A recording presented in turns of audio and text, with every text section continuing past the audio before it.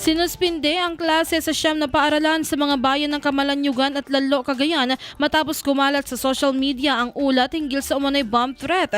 Kabilang sa mga apektado ang 4 elementarya at 3 high school sa Camalaniugan at 2 elementarya sa Lalo. Ayon sa Cagayan Police Provincial Office, agad na rumesponde ang mga pulis ng Camalaniugan at Lalo, katuwang ang iba pang law enforcement agencies, lokal na pamahalaan at emergency response units upang matiyak ang kaligtasan ng mga mag-aaral, guro at residente.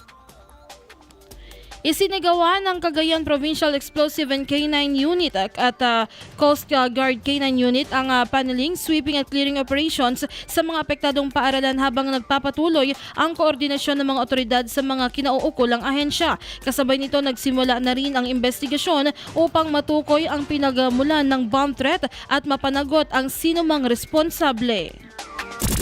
IFM News.